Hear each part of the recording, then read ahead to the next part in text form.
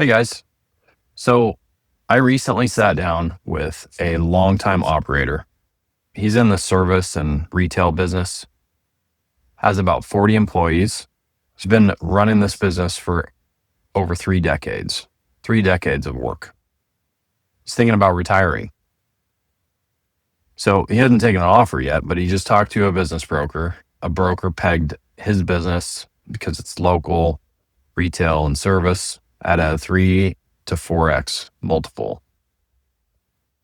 So I sat down and ran the math after taxes with him, which is the most important thing, what he'd actually walk away with. And it came out to about 2 years of his current income. 2 years. So in addition to that, as I started digging into his financials with him and asking him questions, there's a lot of personal benefits that small business owners get from owning a business. Your cell phone's required for the business, your vehicle, your fuel, insurance. They don't see that as income because they're not writing themselves a check for it. He didn't. But every dollar affects the EBITDA, and every dollar becomes an out-of-pocket expense cost the day after the sale. You have to start paying for all of those things. And his eyes started getting big. The 2 years number assumes he keeps living the way he lives today, and he won't. A lot of operators that I know, like I was, that he's so concentrated in the business that there really isn't much else. 3 decades of work, one revenue source, one customer base, one industry. He chose not to sell. He's still working. He feels locked in. He is locked in. I'm working with him to help build the real estate bridge now. It would have been a lot easier if he had started 10 years earlier. Interesting enough, he did buy the property that he's operating his business out of. And that is actually worth more than his business. He bought it as a convenience at the time, which I know a lot of small business owners do that. But it's worth more than his business. It's worth more than what he spent the last 30 years building, just because he invested in his own real estate. The bridge gets built with what we're working on. It's just a lot slower. I think he's about 67. Would have been a lot easier if we started 10 years ago. Here's the thing. That's exactly what I did. If you listen to last week's episode on the LeisureQuip concentration story, how I got suspended off of Amazon, how I was doing $40,000 a day in sales, and that went to zero. I got slapped in the face with how concentrated I was on one business. And it made me change my direction and change what I was working on. So this other operator, he didn't act in time. We're working to rectify it. I was able to. I was blessed enough to learn that lesson and be able to diversify. And that's what I want to share with you today. So here's what I would do. Here's my philosophy that changed, is that I think everyone should build their business to be able to sell, even if you never sell. It's kind of funny. If you build it to sell, you improve operations, you get things streamlined, it's kind of less motivating to sell. It's when it's not ready to sell, when everything revolves around you as an operator and you're in the grind, that you want to sell it. So think about that. Build your business to be able to sell, even if you never sell it. The work you do to make it sellable is the same work where you're diversifying your income, where I would suggest investing in real estate like I've done. It improves your operations, gets you out from under the parts of your business that own your time. So you don't have to be 2 years from exit to do this work. You should be doing it at 5 years, at 10 years, actually really at any year that you'd like a better business that depends on you less. It's a great idea to start a business thinking about selling it. So I wrote a book on operational things, AI, leveraging tools that I use every day in my business. I call it the 23 Secrets on How to Improve Operations and Plan for the Exit. You should go check that out. It's at neelypi.com. leisurequip.com/playbook. Totally free. So what I did after the dust settled with the Amazon suspension week, it took about 7 days, and I was finally able to get my Amazon account reinstated and sales start happening again. It was almost $300,000 in lost sales that I never got back, but at least the flywheel started spinning again. I immediately shifted to buying more real estate, specifically looking for larger properties that had solid depreciation and solid cash flow. I needed to spread my wealth base out. And that's what this friend of mine, that's the operator, needs to do now. But it takes some time, and we're working on it. But I stopped letting LeisureQuip absorb every dollar of the cash flow. So I pulled my forecast back. I got a little more conservative. I squeezed the inventory replenishment, decided if I ran out of inventory for a few days at times, that was fine. And I was able to put some of those dollars to work in a different way with more diversification.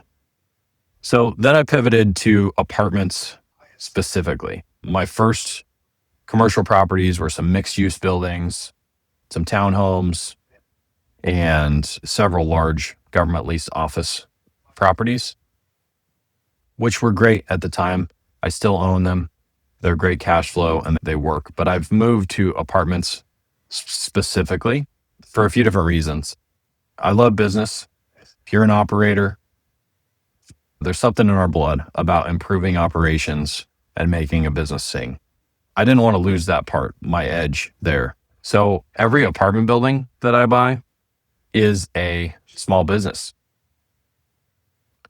Doesn't really matter how many doors there are. There is marketing and sales on the front end, talking to tenants. There is the operational side of maintenance, of turnover, of strategy, and planning out improvement projects. So I get to run a small business. I just get to do it on an asset that pays 4 ways at once, and I get to add diversification to my portfolio. So the 4 ways that an apartment investment pays you: cash flow, depreciation, leverage, and then principal pay down against the debt. So cash flow, usually monthly distributions that you can live on. So not a withdrawal rate that you're hoping will last based on how the market's doing, but actually rent's coming in, expenses being paid, and there being cash flow to pay you.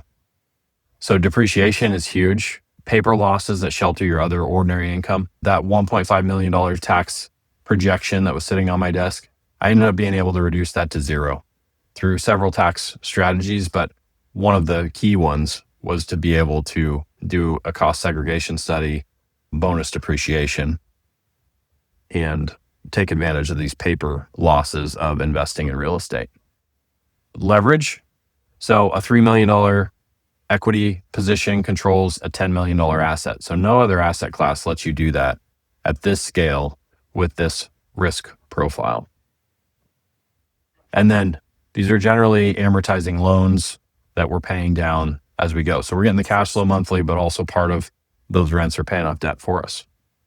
So equities can give you appreciation, bonds give you cash flow, but neither gives you depreciation, and nothing gives you leverage like this.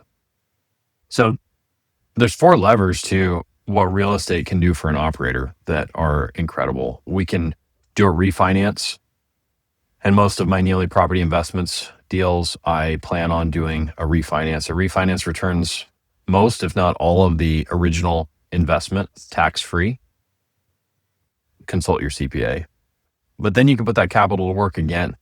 And that's how you start building this diversified platform with your income. You're also getting the quarterly distributions while you hold. This could be income replacement. This could be reinvestment. Like if you want to take that money, put it into equities or into T-bills or something to have some liquidity. Something that a lot of people don't think about, but as you're planning for the sale, planning for retirement, that you get a stepped up basis at death on real estate. So all of the appreciation and the gains can be zeroed out for your heirs. And it is a incredible estate planning tool as well. So if you look at all the wealthiest operators and business owners, the path is almost always build a business, make it successful, make the operations smooth, build a lot of value there, and roll those profits into real estate. Real estate's almost always the next step for those successful operators. So again, as I mentioned earlier, that after-tax math is the only math that matters, and almost nobody runs it early enough. After-tax math is a lot different than thinking I'm going to get 4x or more of when I sell my business. By the time you pay taxes, you stop getting those owner benefits. It's just not what most people are expecting. The conversation that we just had and these strategies for planning for the sale, even if you're not going to sell, if you want the rest of it and in more detail, I wrote a book that you can download for free. It has AI workflows. It has strategy and operational planning, as well as why real estate works so well for operators planning for the exit. So go to neelypi.com/playbook. You can download it totally free, no pitch. I also send out a Friday letter that is current operations of what I have going on, tips and tricks on how to make your business better. And if you ever want to reply, just shoot me an email. I read every reply and we'll get back to you. I'm Brent, and this is the Wealth Cockpit podcast. I look forward to hearing from you guys soon. See ya.